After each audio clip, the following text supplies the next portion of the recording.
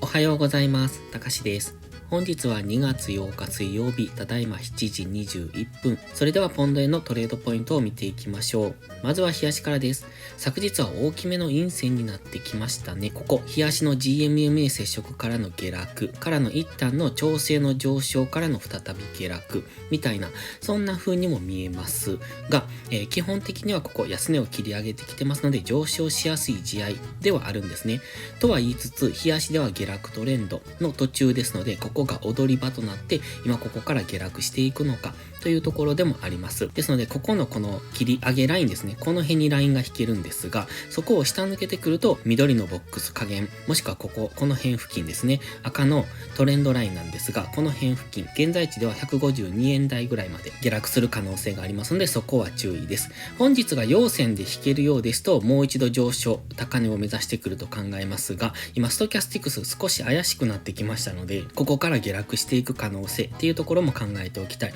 マクディはすでにデッドクロスしてますので、下落優位かなとも思いますが、今は上昇する可能性もあるし、下落する可能性もあるという分かりにくいところにありますので、その辺に注意してトレードしていく必要がありますね。では4時間足です。4時間足ではこの緑丸の高値から、そこからの下落の最安値ですね。その間でのレンジになってます。その中でオレンジの平行チャンネルに沿って上昇トレンドではあるんですが、基本的に4時間足の下落トレンドは崩してません。そして4時間足の目線切り替えポイントはこの緑の丸の下ある高値 162.332 ですので、そこを上抜けるまではまだ下目線。つまり日足の下落トレンドも4時間足の下落トレンドも崩していない中で、1時間足では上昇トレンドを描いていたというところです。で、4時間足でも小さくは上昇トレンドは描いていたんですが、ただ基本的に目線が下のままですので、方向感としてはどちらに行くのかわからないというのが現状の状態です。その中で昨日はこの青の GMMA に上値を抑えられるようにして下落をしてきました。ただしオレンジの平行チャンネルの加減は下抜けていませんので、現在はまだ上昇する可能性もあるという非常に分かりにくい状態だと思ってます。ストキャスティクス安値圏からゴールデンクロス、ここから上昇するのであれば、日足のストキャスティクスは再び上を向きます。そう考えると昨日の高値ぐらいまで上昇する可能性、そこでどうなるかですね。そこはオレンジの平行チャンネルのセンターライン付近ですので、再びそこが意識されてダブルトップでの下落っていうことも考えられますので、買っていくのであれば、この平行チャンネルの下限付近まで引きつけてから、もしくは昨日も言ってますが、この点線を上抜けてからの上昇に乗っていく。ですので、現在地みたいな中途半端なところからトレードするのではなく、昨日みたいにセンターラインに近いところからロングエントリーするのではなく、しっかり引きつけるっていうことが大切ですね。で、昨日もお話ししてましたが、4時間足のストキャスティクス、昨日は高値圏にあったんですね。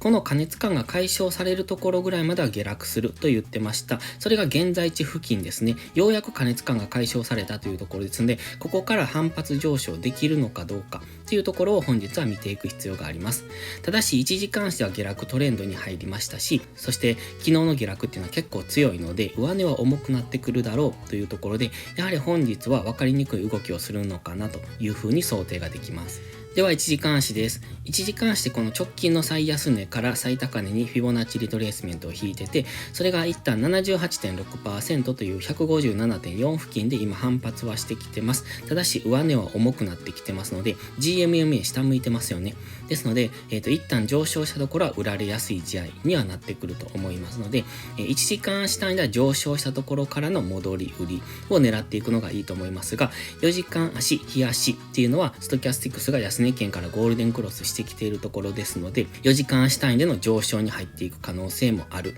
ので、やはり引きつけてですね、この安値、このオレンジの平行チャンネルの下限ぐらいまで引きつける、もしくは昨日の高値ぐらいまで引きつけるっていうことをしていかないと、どちらに行くのかが分かりにくい相場ですので、その辺は注意してトレードする必要があります。ただ、昨日の下落が強かったので、戻り売りで考えるのであれば、15分足とか5分足で上昇したところからの戻り売りを考えるのがいいのかなと思いますが、何分この中途半端なところにありますので、どちらに行くのかが分かりにくくなっているので、その辺は注意してですね、今分かりにくい動きをしてきてますので、無理にトレードする時期ではないのかもしれません。円高もちょいちょい来てますので、ロングにしてもショートにしても注意は必要だとは思います。分かりにくい相場になっている時は別の通貨ペアを考えてみる、もしくは様子見するっていうことも考慮していく必要がありますね。本日は以上です。この動画が分かりやすいと思ったら応援をお願いします。皆さんの応援がより多くの初心者の方へこの動画をお届けすることにつながります。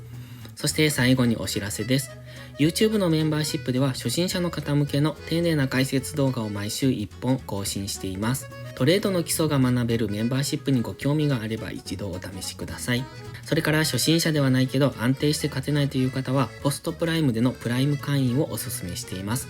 こちらは2週間の無料期間がありますので、その期間をご利用いただき、自分に合うかどうかを検証していただくのがいいと思います。まずは行動しないと何も変わりませんので、無料期間を上手にご活用ください。詳細は概要欄にあります。また iPhone や iPad の YouTube アプリにはメンバーシップボタンが表示されない場合がありますので、Safari などのブラウザーから YouTube にログインしてからお申し込みをお願いします。それでは本日も最後までご視聴ありがとうございました。たかしでした。バイバイ。インジケーターの使い方解説ブログを書きました。GMMA、ストキャスティクス、MACD の使い方について詳しく書いてます。まずは一度目を通してみてください。きっとスキルアップのお役に立てると思います。インジケーターは何気なく表示させるのではなく、理解して使いこなすことが大切です。また、インジケーターを使ったエントリー手法のテキスト販売を始めました。こちらは初心者から中級者向けですが、初心者の方向けの初級編もご用意しています。勝つための聖杯なんてありません。だからこそ地味にコツコツとスキルを積み上げていくものです。このテキストはそんな方のお力になれると信じています。せっかく FX を始めたのですから、明るい未来を夢見て頑張りましょう。